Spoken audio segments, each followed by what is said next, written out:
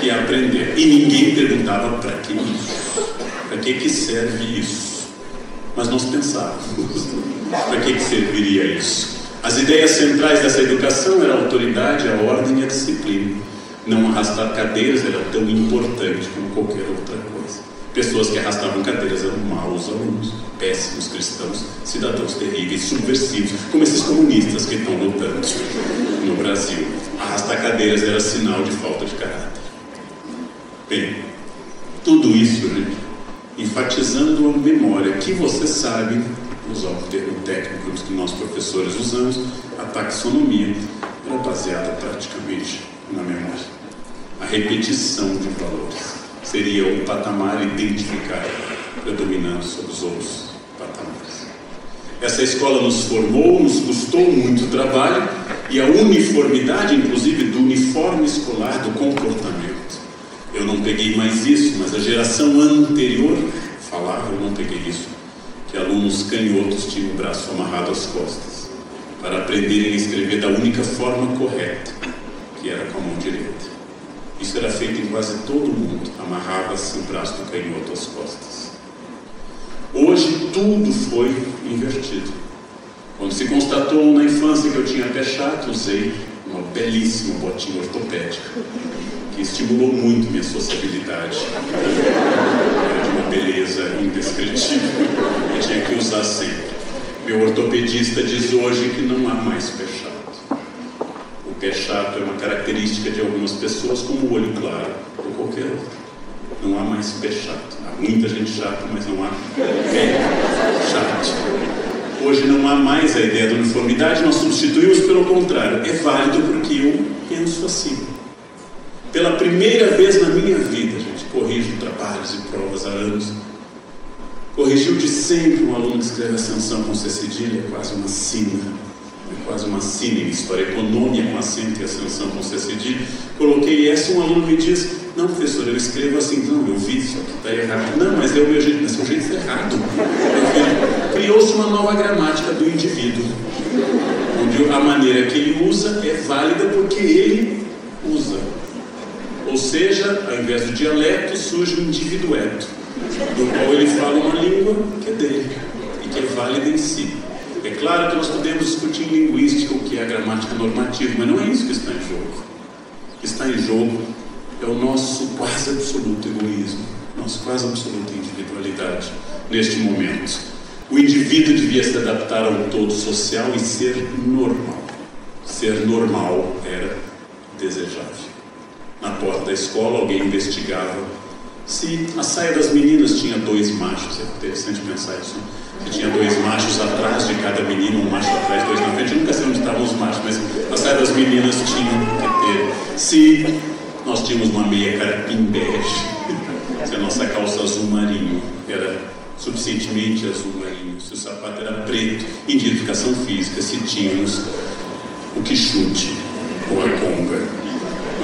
Bem, tudo isso era a eliminação da diversidade, a eliminação do fato de que ser diferente era ser errado, e o diferente era combatido e canonizava-se o normal, aquilo que deveria ser tradicional.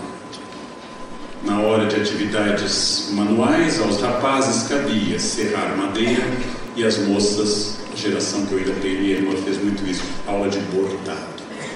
Aula de bordado, vocês já imaginaram? Aula de bordado. Bordado, jovens, é uma tarefa que se faz. Tinha um tal de bastidor. Anotem essas palavras, depois eu põe no Google para vocês. Bastidor é de agulha. Agulha é um instrumento de ferro que entrava e saía do tecido. Muito antigo isso. Muito antigo. Tudo que fosse normal, ninguém precisaria dar aula sobre gênero, porque gênero era natural, e se alguém contestasse era porque era anormal. Bem, todas essas ideias foram criticadas muitas vezes, lembrando que o projeto Summerhill na Inglaterra já tem quase 100 anos. Summerhill, apesar de ter ficado famoso na década de 60, já tinha quase 40 anos quando ficou famoso. A ideia de escolas inspiradas em modelos libertários, de variadas formas, e a crítica que o rock fez, especialmente Pink Floyd, dizendo que essa educação que nos formou era a educação de colocação de um tijolo no muro. Você seria another brick in the wall, você seria apenas mais uma parte de uma peça. Essa ideia foi muito atacada por pedagogos, políticos e pela própria estrutura de conhecimento, que transformou, só que nos pegou na borda desse procedimento, porque eu fui educado com habilidades técnicas inúteis como um mimeógrafo. Eu fui educado com habilidades técnicas hoje inúteis, como, por exemplo, saber utilizar retroprojetor. Será que existe ainda algum no planeta? Tudo isso foi a minha preparação, que não serviu para praticamente nada. Eu fui educado e o paradigma mudou, porque a realidade de tudo é a mudança. Neste momento, sentados neste teatro, os senhores estão em mudança. Ao final dessa noite serão outras pessoas, biologicamente e quanto ao conhecimento. Terão tido uma experiência social com os colegas e comigo que terá algum efeito transformador sobre essa plateia. Ao voltarem a casa, ao chegarem hoje a casa, os senhores serão outras pessoas. Como queria Heráclito, tudo flui, Pantarrei, tudo passa, a água sempre está fluindo. Os americanos dizem, eu gosto muito dessa ideia, mudança é obviamente difícil, mas não mudar é fatal. No momento que eu, professor, parei de ler na minha área, comecei a perder conhecimento.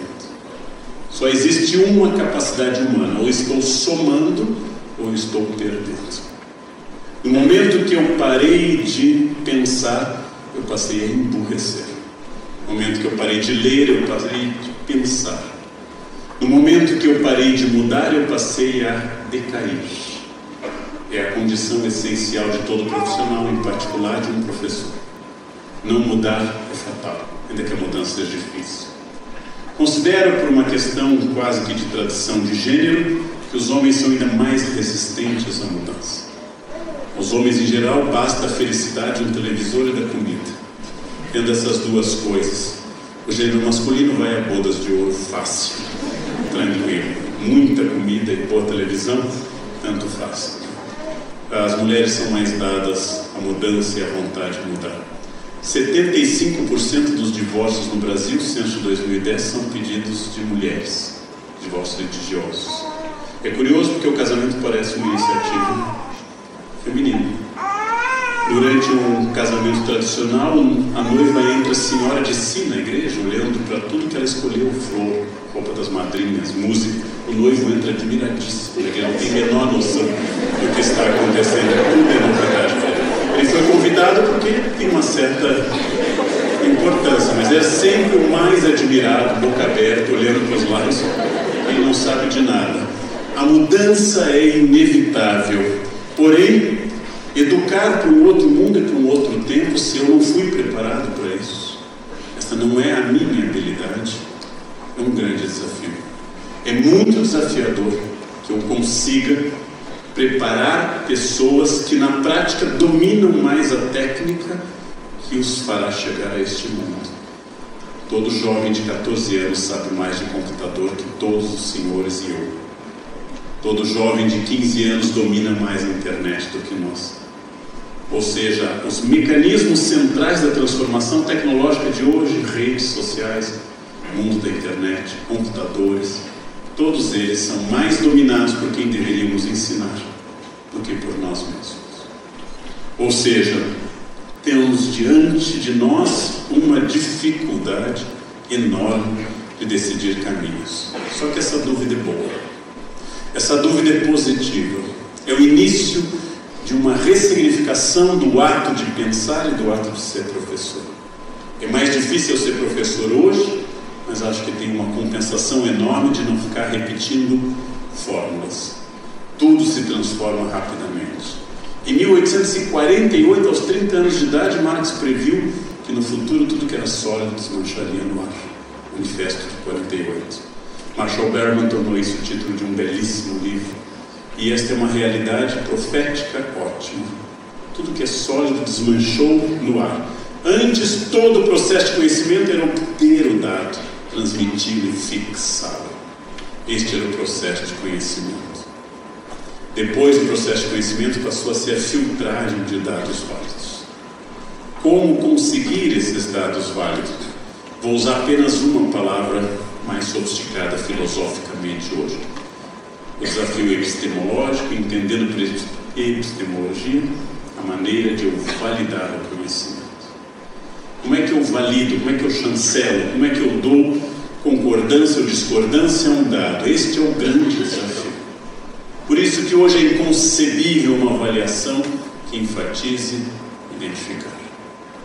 É inconcebível pedir a um aluno o trabalho o feudalismo. É inconcebível pedir a um aluno o trabalho o romantismo no Brasil, porque é um pedido de cópia. Mas é fundamental levar o aluno para visitar uma unidade de produção agrícola perto de Caxias, visitar uma unidade de produção de qualquer elemento agropecuário e pedir a ele que compare o que ele estudou com o feudalismo.